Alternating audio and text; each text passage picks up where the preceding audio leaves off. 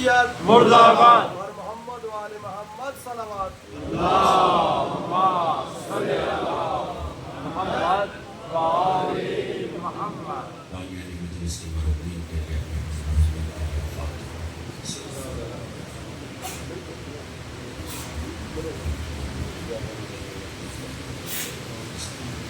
صراط الذین صراط الذین انعمت علیہم غیر المغضوب علیہم.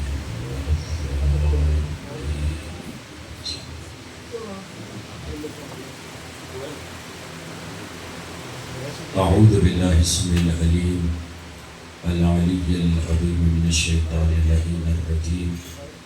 بسم اللہ الرحمن الرحیم. الحمد للہ الذی نزل الفرقان علی عبدہ لیکون للعالمین نذیرا والصلاة علی من جعلہ شاہدا ومبشرا ونذیرا وداعیا الی اللہ بإذنہ وسراجا منیرا وعلی آلہ الذین اذہب اللہ عنہم الرجس وطہرہم تطہیرا. اللہم صلی علی محمد اللهم صل وسلم وزد وبارك على صاحب دعوة النبوية وصولة الهدرية والعصمة الفاطمية والحلم الحسنية والشجاعة الحسينية والعبادة السجادية والمآثر الباقرية والآثار الجعفرية والعلوم القادمية والهجج الردوية وجود تقوية والنقاوة النقوية والهيبة العسكرية والغيبة الإلهية. اللہم صلی علی محمد و آل محمد. أعني بقية الله في الأرض روحي وأرواح العالمين للتراب مقدمه الفداء ولعنة الله على أعدائهم أجمعين يومنا هذا إلى قيام يوم الدين. رب اشرح لي صدري ويسر لي أمري واحلل عقدة من لساني يفقهوا قولي أما بعد. وقد قال الله سبحانه وتعالى في كتابه المجيد وفرقانه الحميد وقوله الحق. بسم الله الرحمن الرحيم.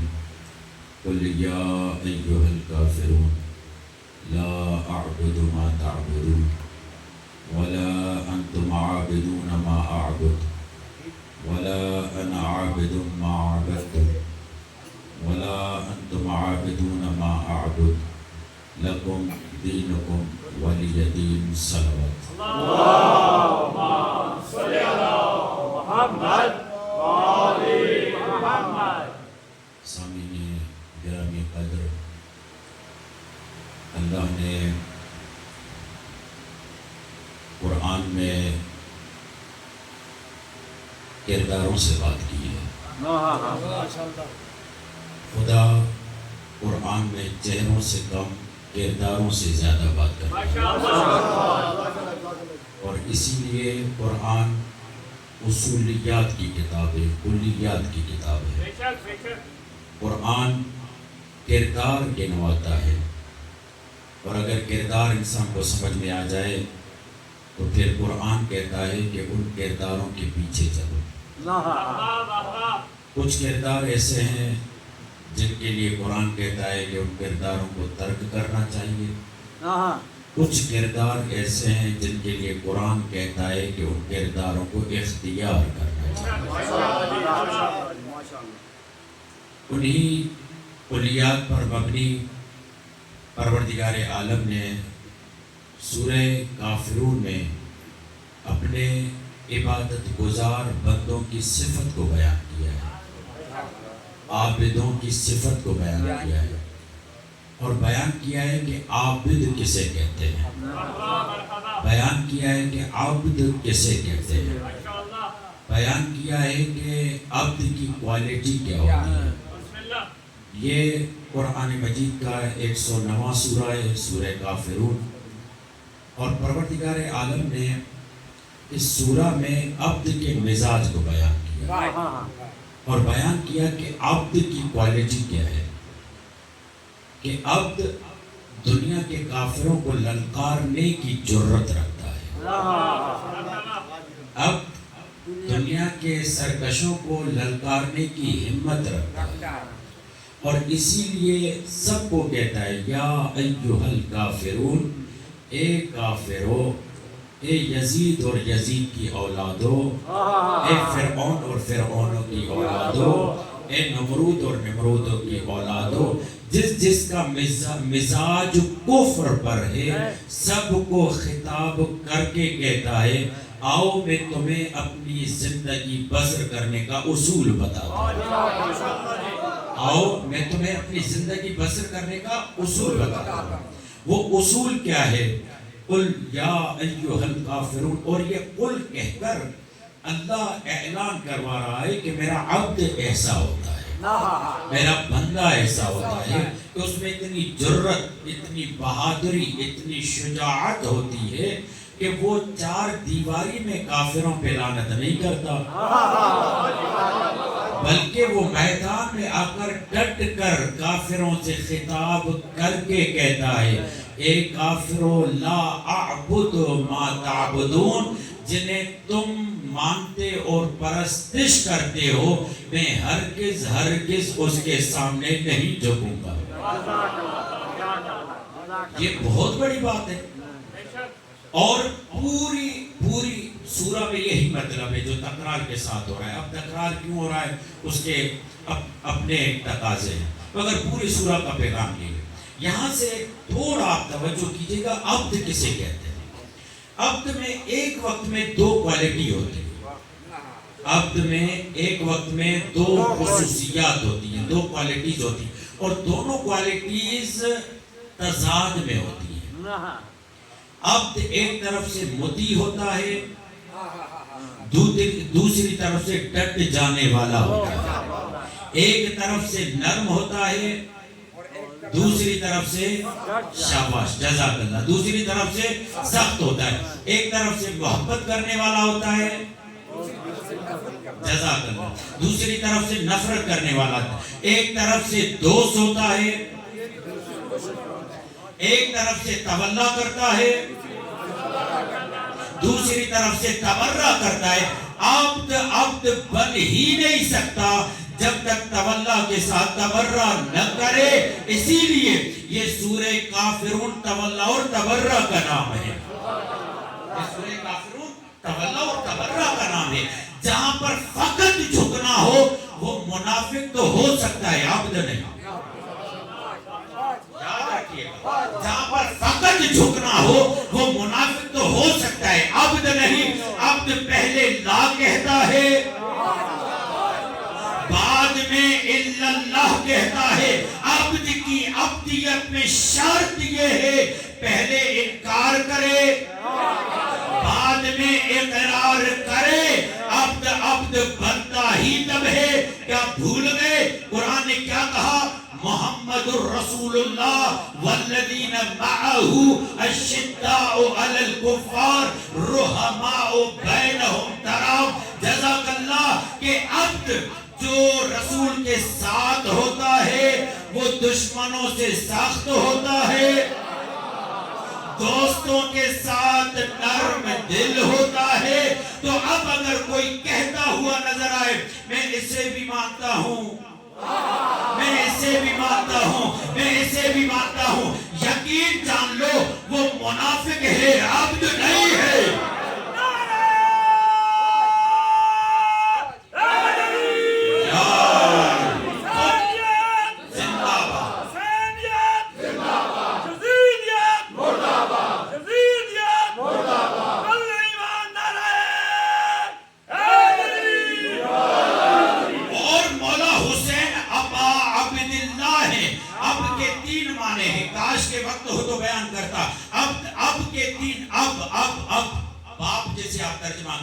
اب کے تین معنی ہیں، اب یعنی سرپرست، اب یعنی باپ، اب یعنی سردار۔ حسین ہے ابا عبداللہ،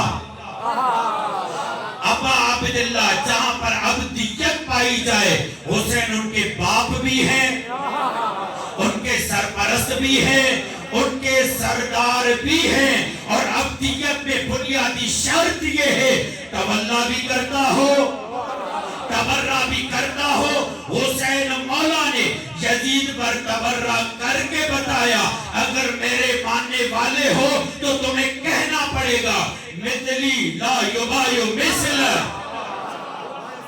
میرے جیسا یزید جیسے کی بیعت نہیں کر سکتا کیونکہ ابدیت مضبوط ہوتی ہے تبرہ کرنے سے. اور یاد رکھنا میرے دوستو، تبرہ اور لعنت کسی ملنگ کے نعرے کا نام نہیں ہے، کسی ملنگ کے عقیدے کا نام نہیں ہے، یہ قرآن کے نظریے کا نام ہے. اگر پورے قرآن کو سمیٹوں تو طالب علمانہ ذمہ داری کے ساتھ کہہ رہا ہوں پورے قرآن میں دو چیزیں نظر آئیں گی، یا تولا ہے یا تبرہ ہے. سورہ توبہ اٹھا لیجئے، تبرہ ہے. تبت یدا ابی لہب و تب، تبرہ ہے.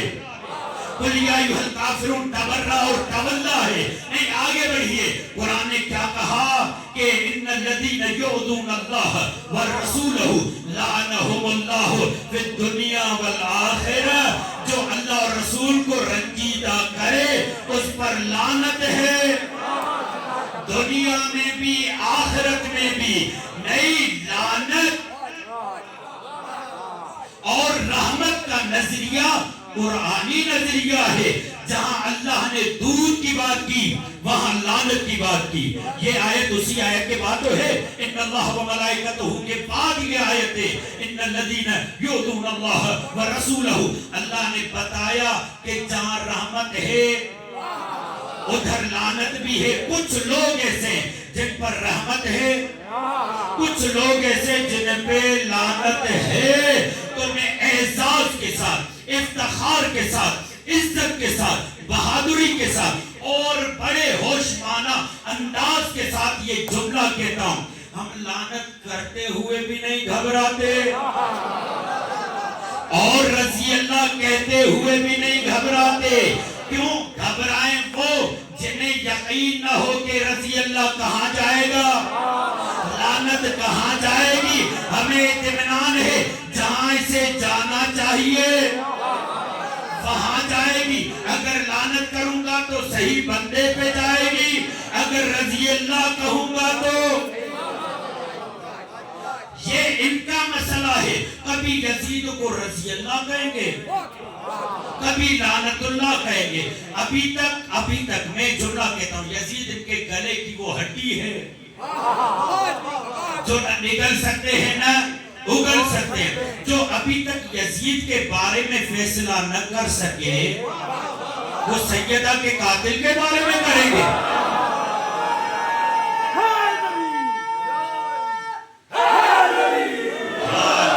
آپ تو اسے کہتے ہیں جس میں جرت ہوتی ہے لعنت کرنے کی. اور یہ یاد رکھنا، لعنت چار دیواروں میں نہیں ہوتی. لعنت کا مزاج یہ ہے وہ میدان میں ہوتی ہے.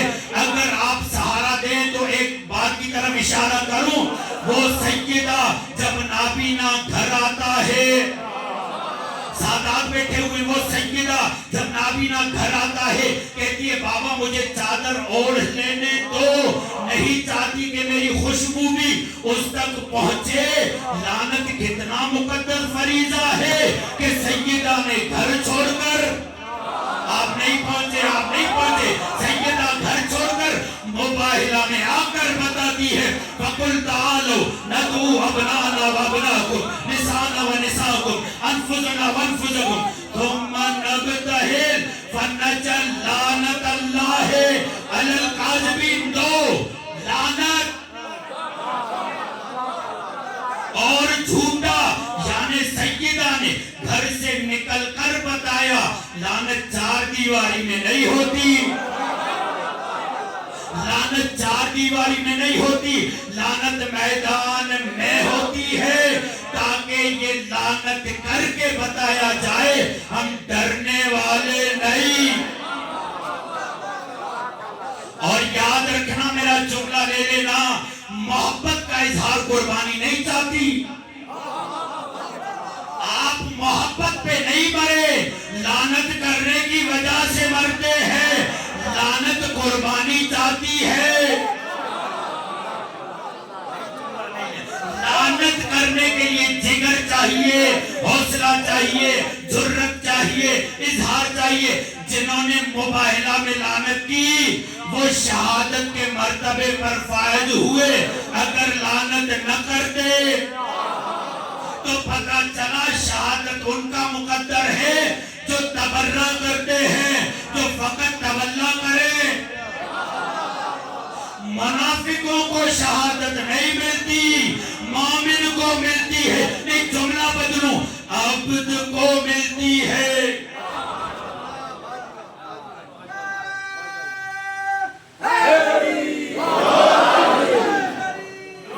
یہ بتا رہے آپ وہ ہوتا ہے جو تولا بھی کرتا ہے، تبرہ بھی کرتا ہے، اور لعنت گالی کا نام نہیں ہے۔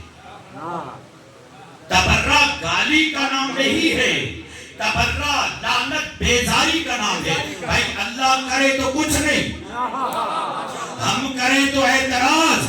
دو کام ایسے ہیں جو اللہ خود نہیں کرتا، قوم کو چنا ہوا ہے، اپنی جگہ پر انہیں اختیار دیا ہوا ہے۔ یہ تم کرو گے گویا کہ میں کر رہا ہوں، ایک درود، ایک لعنت۔ اللہ کے تائے لعنت تم دعا کرتے ہو، بد دعا کرتے ہو، لعنت کی بھیجنا میرا کام ہوتا ہے۔ درود کی تم دعا کرتے ہو، بھیجنا میرا کام ہوتا ہے۔ لعنت ہی قربانیاں طلب کرتی ہے۔ اب جملہ کیا ہوا؟ آج کی مجلس کا جملہ، کل کیا تھا جملہ؟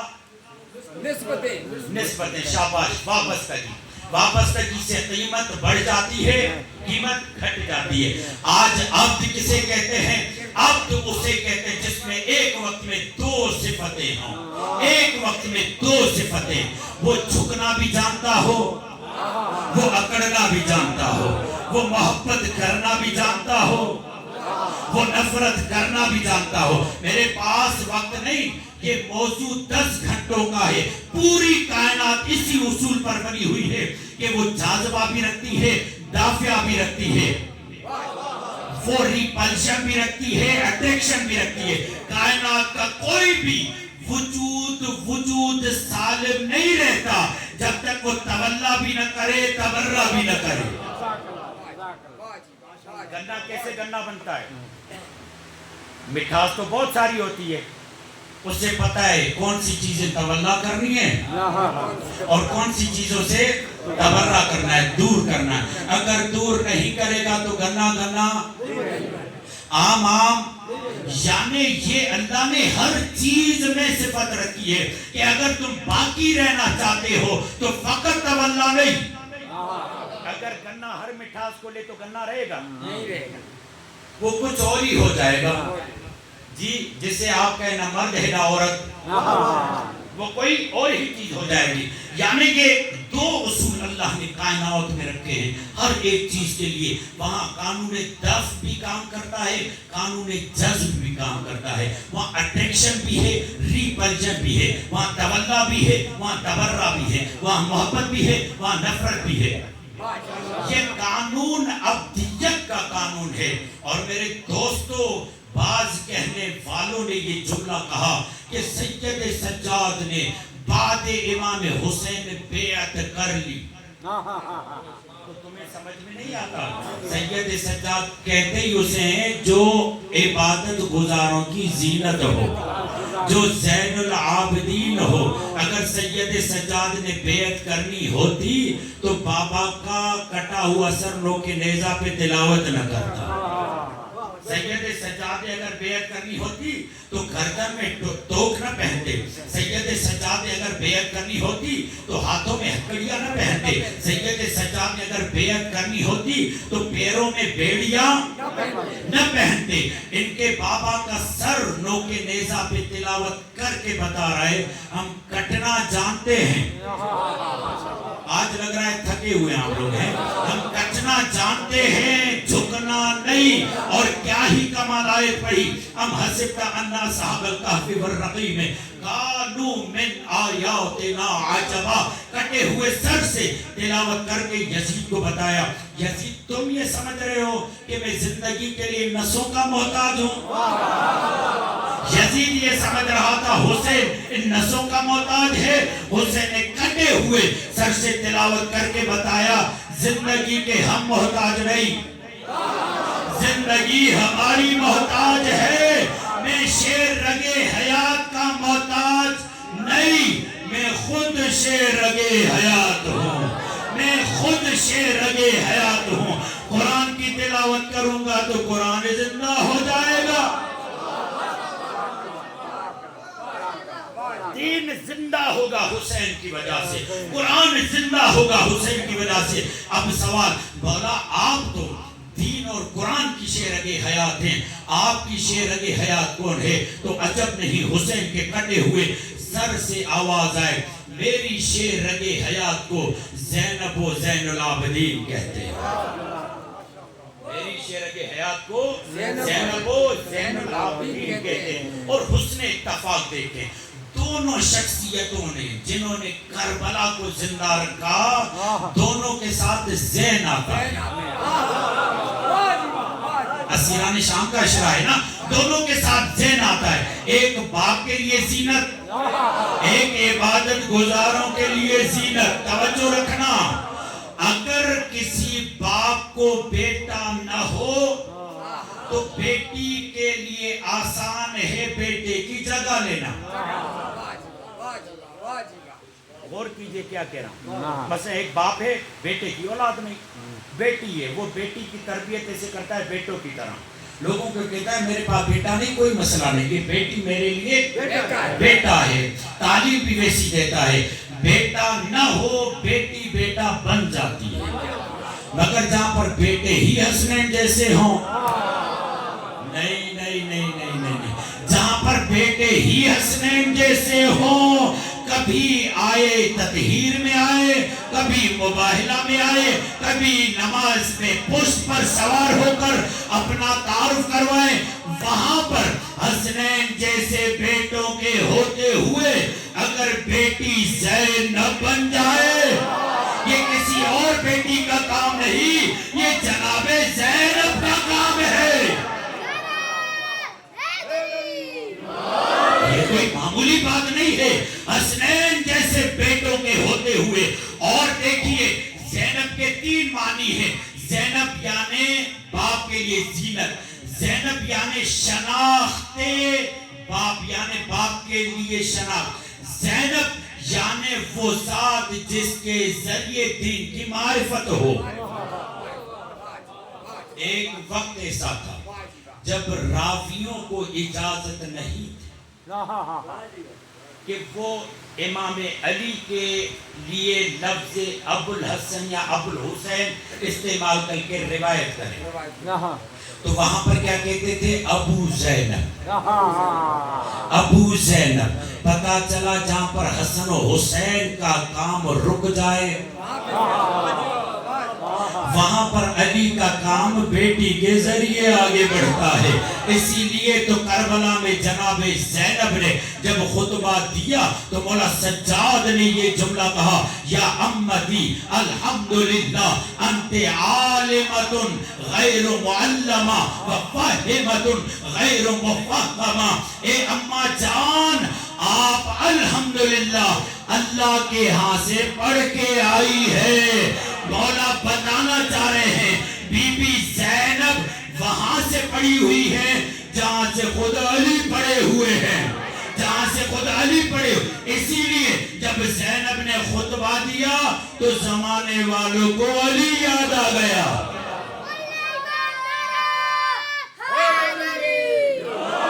اب مجھے جملہ کہنے دیجئے کل والے تم ان پالوں سے بیعت لے رہے ہو.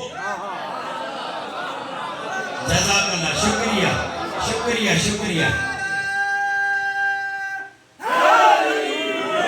سلامت رہے. تم ان پالوں سے بیعت لے رہے ہو جن کی ماؤں نے بیعت نہیں کی. یار جملہ لے لینا چاہیے تھا. جن کی ماؤں نے بیعت نہیں کی. تمہارے بڑے بڑے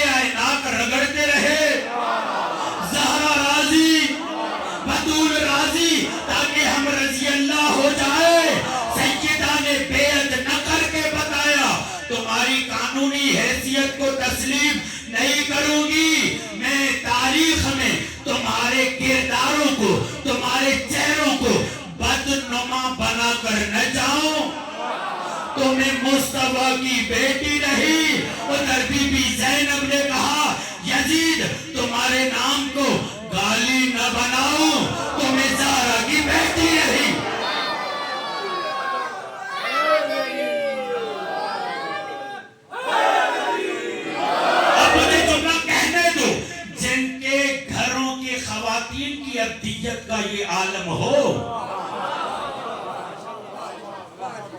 जिनके घर की खवातीन की अब्दियत का ये आलम हो, मैं अपनी बात को मजबूत करने के लिए सहारा लेता हूँ। क्या कहते हैं आप? सिरातल लज़ीना अनअमता अलैहिम गैरिल मग़ज़ूबि अलैहिम वलद्दालिन। ये कौन है जो मग़ज़ूब भी है, दालीन भी है?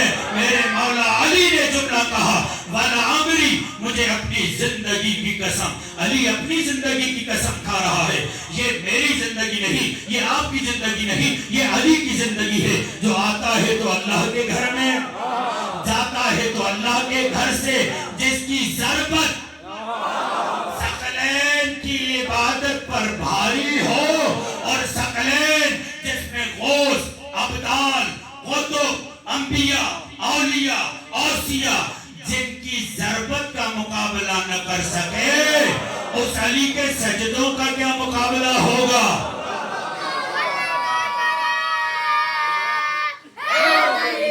यार तवज्जो रखिएगा, वो अली ये कहते हैं, वाला अमरी, मुझे अपनी पूरी जिंदगी की कसम, लौला फातिमा लम युअरफिल। मैं चैलेंज के साथ कहता हूँ, इस मिंबर से तालिबे इल्माना जिम्मेदारी के साथ ये आपने फरमान पहले नहीं सुना होगा, वाला अमरी, मुझे कसम है अपनी जिंदगी की, लौला फातिमा लम युअरफिल मुनाफिकून दालून। अगर सैयदा न होती कयामत तक पता ही न चलता गुमराह कौन है, मुनाफिक कौन है।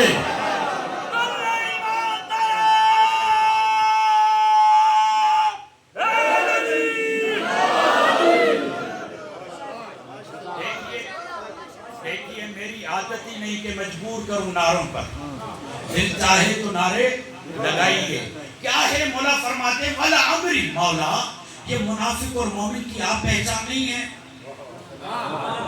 मौला मुनाफिक और मोमिन की आप पहचान नहीं है। कहा में ज़माने रसूल में मुनाफिक और मोमिन की पहचान था, और आम तबके के लिए नहीं, सहाबियों जैसे तबके में, कि सहाबी पूछते या रसूल अल्लाह बताइए मोमिन और मुनाफिक की पहचान क्या है? तो इसमें घबराने की क्या बात है, अली का जिक्र करते जाओ, समझ में आता जाएगा कौन मोमिन है कौन मुनाफिक है। का बाद रसूल कयामत तक अब मोमिन और मुनाफिक की पहचान मैं नहीं हूँ।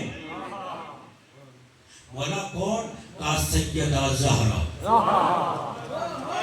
नहीं, सैयदा ज़हरा।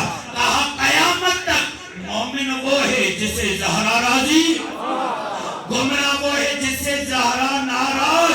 पता चला अली ने बता दिया, मेरा वो है जिससे ज़हरा राजी। सैयदा महवर है। इसीलिए हर जगह पर जिनकी खवातीन की अब्दियत का ये आलम हो कि अल्लाह उनकी रिजायत को अपनी रिजायत कहे और उनकी नाराजगी को अपनी नाराजगी कहे, तुम उनके पालों से बेअद लेने चले हो। आपको पता है जब मौला कायनात जंगों पर जाते थे तो मौला हसन आलम बचपन में 1.5 साल के या 1 साल के, तो सैयदा क्या करती, हाथों में मौला हसन को लेती और यूं जैसे बच्चे को खिलाते हैं ना ऊपर, कहते बेटा तुम्हें पता है बाबा तुम्हारे कहाँ गए? कहती बेटा तुम्हारे बाबा मुनाफिकों के सर काटने गए, काफिरों के सर काटने गए। जो माँ की गोद से लड़ना जाने, जो माँ की लोरियों में लड़ना जाने, वो बेअद नहीं करते, वो जालिम के सामने डट जाते हैं, क्योंकि ये अब्द है। और इमाम सज्जाद अली ज़ैनुल आबिदीन है, यानी इबादत गुजारों की ज़ीनत। और आबिद वो है जिसमें तवल्ला भी हो, तबर्रा भी हो। अब मुझे कहने देना, मुझे हक है ये कहने का कि मौला उनकी ज़ीनत है जिन्हें खुमैनी कहते हैं या खामेनी कहते हैं।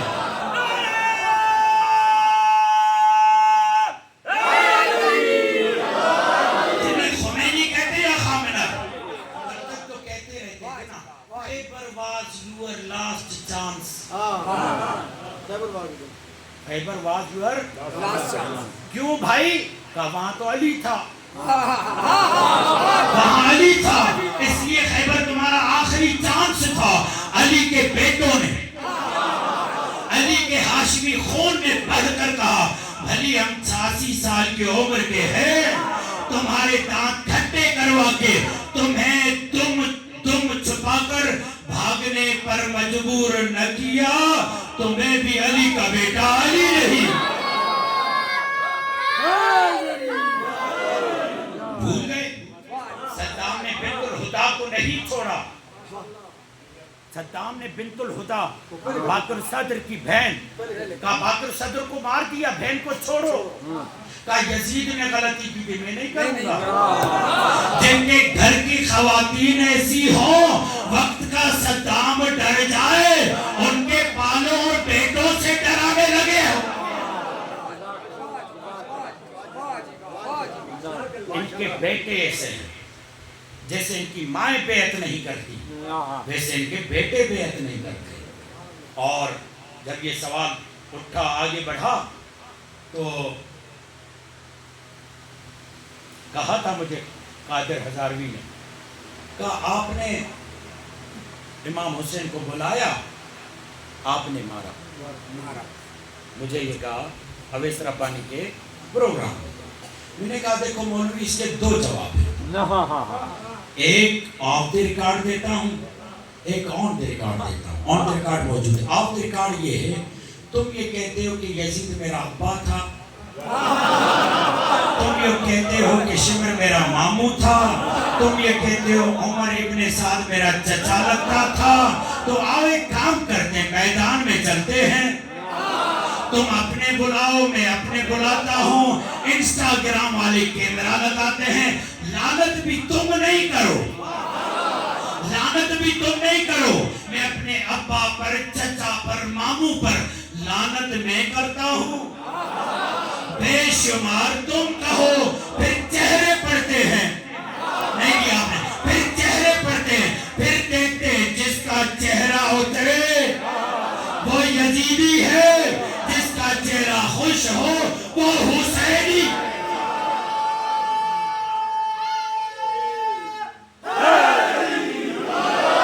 میں نے کہا یہ تو مشکلی کام نہیں ہے، میرے رشتہ دار تھے، کوئی مسئلہ نہیں، میں لعنت کرتا ہوں، لعنت میں اپنوں پہ کرتا ہوں، پریشان تم ہوتے ہو، پتا چلا تمہاری رشتہ داری ہے میری نہیں، اور جھوٹ کے رشتے بنانا تو تمہارا پرانا کام ہے، نہیں آگے نہیں بلوائیے گا، جھوٹ کے رشتے بنانا تو تمہارا پرانا کام ہے، ایسے جھوٹ کے رشتوں کو ہم لعنت کی کینچی سے کاٹ ڈالتے ہیں۔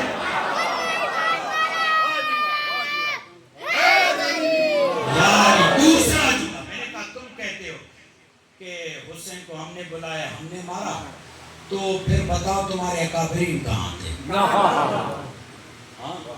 وہ کس جگہ پر موجود تھے؟ تو کہتے ہیں کہ حسین کے بعد زین العابدین نے بیعت کر لی تھی۔ میں نے کہا اگر زین العابدین، تو زین العابدین تو بڑی شخصیت ہے، امام وقت ہے، تم زین العابدین کو چھوڑو، اگر ان کے بچے سے بھی بیعت ثابت کرواؤ، اور تو اپنی جگہ پر سکینہ سے ثابت کرواؤ، جن کے گھر کی بچیاں ایسی ہوں۔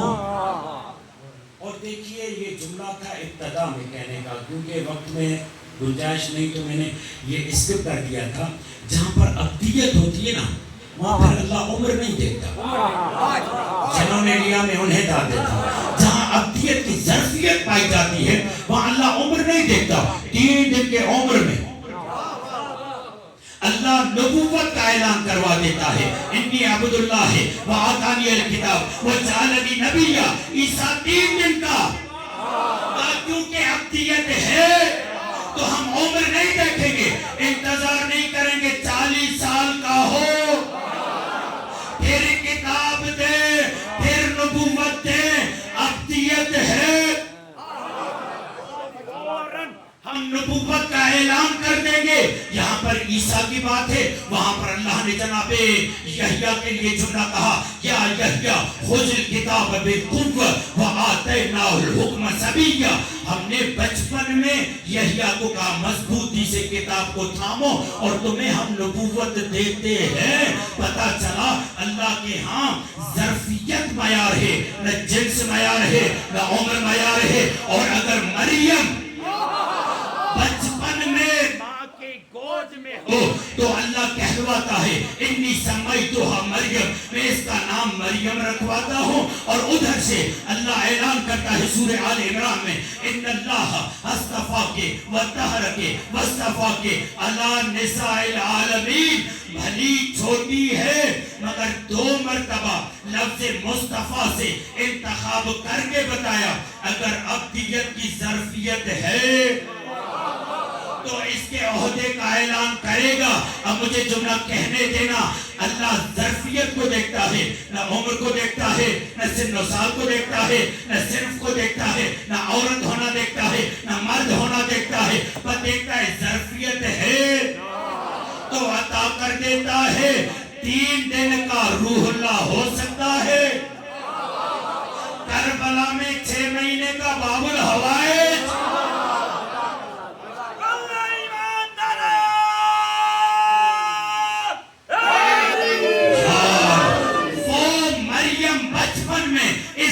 کا تمغہ لے سکتی ہے. یہ سکینہ 4 سال میں بدول نہیں ہے. یہاں ابدیت دیکھی جائے, جہاں ابدیت تم ان کے بالوں سے بیعت لینے چلے ہو کہ جن کی ماں نے, جن کی بچیوں نے بیعت نہیں. تو جب یہ معاملہ ہوا, جب یہ آخری مرحلہ جب معاملہ ہوا, قادر ہزاروی نے کہا کہ تمہارے امام نے بیعت کی. میں نے کہا کہاں لکھا ہوا ہے؟ کہا تمہاری کتابوں میں. میں نے کہا ہوش کے ناخن لو, ہماری کتاب ہر کتاب صحیح بخاری نہیں ہے. میں نے کہا ہمارے ہاں کتاب صحیح بخاری نہیں ہے, ہم قرآن کے اصول پر تولتے ہیں. قرآن تائید کرے تو ہم قبول کرتے ہیں. کہا کیا قرآن کا؟ میں نے کہا سنو ملا مولوی سب سنو. میں نے کہا کان کھول کر سنو. تشیع کو پڑھنے کے لیے تشیع کے اصول کو پڑھو. میں نے کہا پہلا اصول تو میں بتاتا ہوں, سورہ زمر کی آیت نمبر 17 اور 18 تمہارے سامنے تلاوت کرتا ہوں. اللہ نے کیا ارشاد فرمایا؟ والذین اجتنبوا الطاغوت ان یعبدوها وانابوا الی اللہ لهم البشرى فبشر عباد الذین یستمعون القول فیتبعون احسنہ اولئک الذین ہداهم اللہ واولئک هم اولو الالباب. قرآن پڑھنے لگا تو کہتا ہے کتنا قرآن پڑھو گے.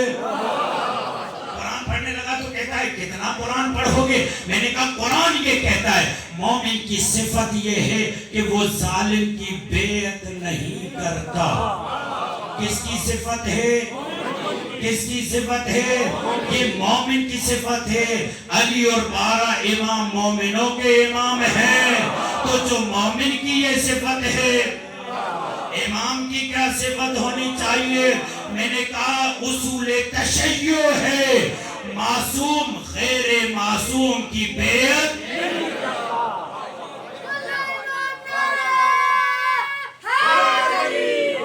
اس لیے کہ معصوم عبد ہے, اور عبد کی کوالٹی یہ ہے عبدیت پروان ہی تب چڑھتی ہے جب اس میں تولا ہو, تبرہ بھی ہو, ورنہ عبد عبد نہیں بن سکتا. میں نے کہا معصوم غیر معصوم کی بیعت. میں نے کہا تمہیں معلوم نہیں کہ امام حسین نے جب خط لکھا کیا کہا محمد حنفیہ کو؟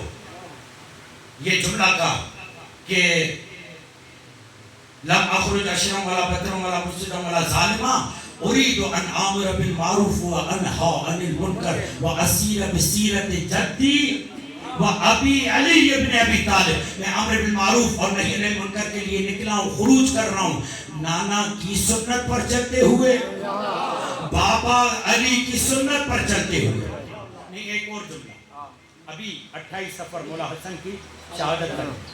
مولا حسن نے جلدی مولا حسن سے جب صلح ہوئی لوگوں کی تو بعض نے کہا مقابل والوں کو کہ حسن کو کبھی بولتے نہیں دیکھا, حسن سے خطبہ دلوا دو.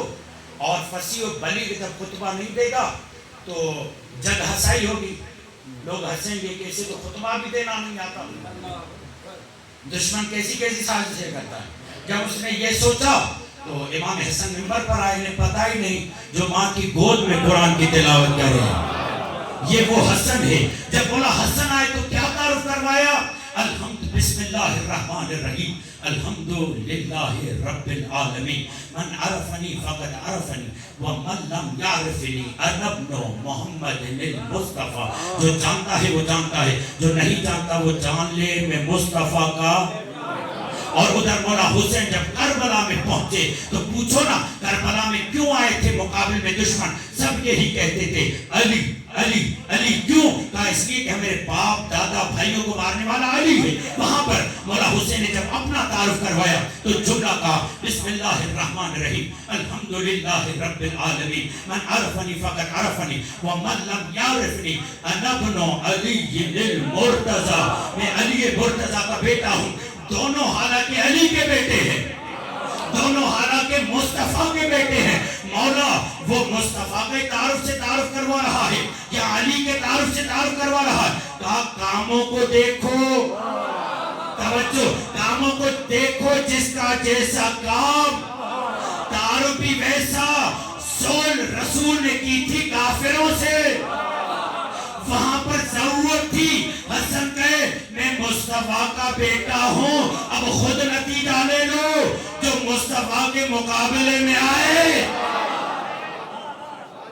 اور ادھر علی مولا سے تعارف کیوں کروا رہے ہیں؟ کہا اس لیے کہ یہ بیعت کا مطالبہ کر رہے ہیں اور میں بابا کے تعارف سے بتا رہا ہوں. نہ میرے بابا نے کی یار, نہ میرے بابا نے کی, نہ میں بیعت کروں گا سر کٹوا دوں گا. اگر بیعت نہیں کروں گا کیوں؟ اس لیے کہ نہ میری ماں زہرا نے کی, اگر کی ہوتی تو جنازے میں آنے دیتے. یہ نہ کرنے کی علامت تھی, نہ میری ماں نے کی. میں نے کہا سنو ملا مولوی کہ معصوم غیر معصوم کی بیعت. میں نے کہا ایک اور بھی اصول یاد رکھو اور تمہارے جھوٹے بنائے ہوئے اصولوں پر بلڈوزر گھوم جائے. کون سا؟ میں نے کہا کبھی ہماری مسجدوں میں گئے ہو؟ کہا اتفاق نہیں ہوا. میں نے کہا جب نماز کا وقت ہو اور مصلی خالی تو تم دیکھو گے ہر کوئی مصلی پہ نہیں آتا. سلامت رہیں, شاد و آباد رہیں, سلامت رہیں. میں نے کہا ہر کوئی مصلی پر نہیں آتا. کیوں؟ اس لیے کہ ہمارا مصلی آوارہ مصلی نہیں, ہمارے مصلی پہ آوارہ نہیں آتا. سادہ مومنوں کو بھی پتا ہے کہ یہاں پر وہ آئے جو عادل ہو, عالم ہو, صالح ہو, جن کے علی کے چاہنے والوں کا یہ معیار ہو. اس علی کا کیا معیار؟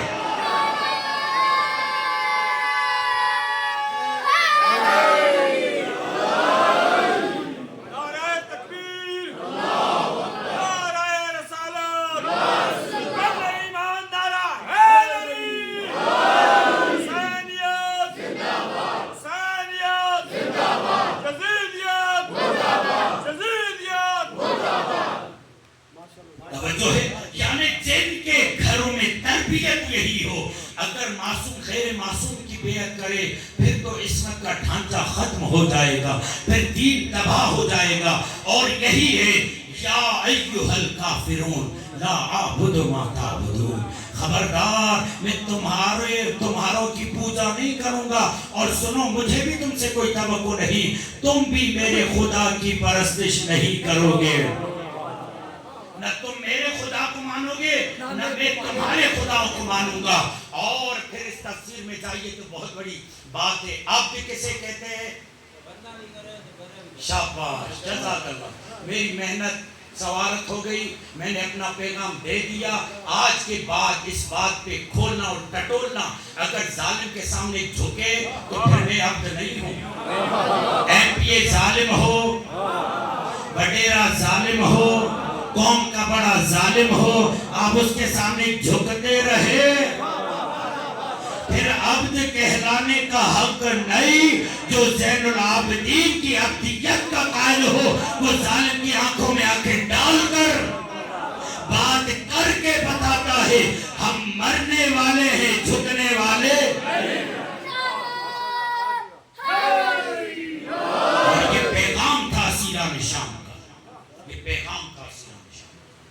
انہوں نے جب بھی کسی جبر کو برداشت کیا تو اختیار کے ساتھ کیا اور کہا کہ عبد کسے کہتے ہیں۔ اسی لیے جب مولا عباس کی زیارت میں پڑھتے تو کیا کہتے ہیں؟ السلام علیکہ ایھا العبد الصالح۔ حسین کے سامنے مطیع اور ظالم کو ایسی آنکھیں دکھاتا کہ مجال نہ ہوتی کہ ایک قدم آگے بڑھواتے۔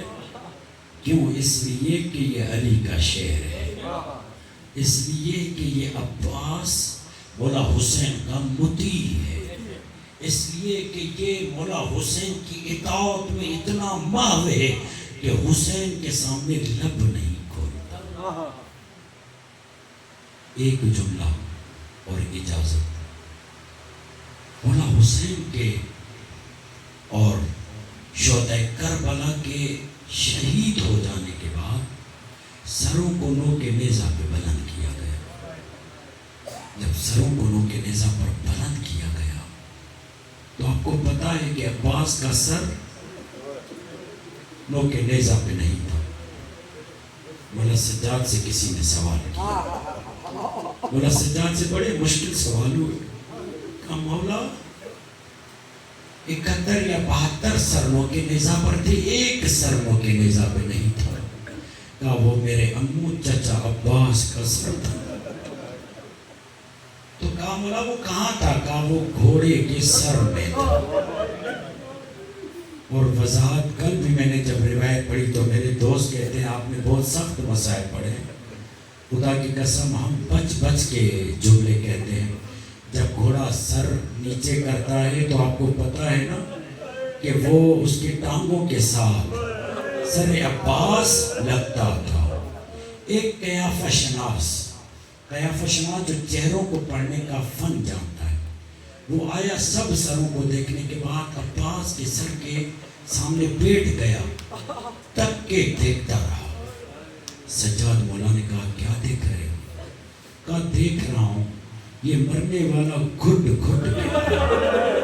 بہت بڑا جملہ، بہت بڑا جملہ، خدا کوئی غم نہ دے سوائے کہ مرنے والا بڑی تمنائیں لے کر مرا ہے۔ یہ جملہ کہنا تھا سید سجاد نے کہا تم نے سچ کہا ہے، مرنے والا بڑی تمنا لے کر مرا۔ کہا مولا کون سی تمنا؟ کہا بھائی کو بچانے کی تمنا، بہن کے پردے کو بچانے کی تمنا، اور سکینہ تک پانی پہنچانے کی۔ جزاکم ربکم جزاکم ربکم۔ اپنی آوازوں کو آزاد رکھنا، کیونکہ عباس کی سکینہ رو نہ سکی، اسے رونے کی اجازت نہیں تھی۔ تمہیں معلوم ہے نا مولا عباس، آپ کو پتا ہے ہر شہید کا تابوت اٹھتا ہے، نہیں اٹھتا تو عباس کا نہیں۔ کیوں؟ تابوت اس کا اٹھے نا جس کا لاشا حسین خیمے لائے، ارے عباس کا لاشا تو دریائے۔ جزاکم ربکم۔ دل ماتم کرنے پر چاہے تو سینہ پیارا مت کرنا، اپنا سر پیارا مت کرنا، اپنی آوازوں کو بلند کرنا۔ کیوں؟ مولا صادق یہ کہتے ہیں جب تمہاری آوازیں بلند ہو تو میں تمہارے لیے دعا کرتا ہوں۔ اور بی بی زہرا کہتی ہے میرے لال پر ایسے رو جیسے بوڑھی موجود۔ جزاکم ربکم جزاکم ربکم۔ بلند گریے سے مجلس کامیاب نہیں ہوتی، زہرا کو تسلی ہوتی ہے، سیدہ راضی ہوتی ہے۔ میرے دوستو پتا ہے نا مولا عباس کا لاشا خیمے نہیں آیا، اور کہنے والے نے کیا ہی جملہ کہا، کہنے والے نے کیا ہی جملہ کہا کہ سقائے حرم سید و سردار نیامت علمدار علمدار نیامت علمدار نیامت۔ جب حسین علم لے کر آئے تو بچوں نے سوچا ارے عباس آئے ہیں ہمیں پانی مل جائے گا، مگر عباس تو نہیں آئے. کیوں؟ اس لیے کہ عباس نے کہا مولا میں سکینہ کو کیا منہ دکھاؤں گا. بس ایک جملہ ہمارے صدق عالم دین ہے سید ارشاد حسین شاہ صاحب، وہ روایت یہ پڑھتے ہیں جب الوداع ہونے کا وقت ہوا نا، ہر بی بی لاشے پر آتی خدا حافظی کہتی. عباس کا لاشا دریائے فرات پہ سر کٹ چکے ہیں. ہر بی بی آتی ہے کہتے ہیں جب بی بی جب مولا عباس کی طرف آئی بیبیاں تو ایک مرتبہ ام کلثوم آئی، کہا عباس آخری سلام. جناب ام لیلا آئی، عباس آخری سلام. جناب ام فرمائی، عباس آخری سلام. جب قدم زینب بڑھے تو مولا عباس کے لاشے میں ایک مرتبہ لرزہ ہوا. کہا بھئی عباس آخری سلام. بس جیسے ننے قدم بڑھے، خدا کی قسم عباس کے لاشے میں تڑپ پیدا ہوئی. سینہ اوپر تھا، سکینہ قریب آئی، سینہ زمین کی طرف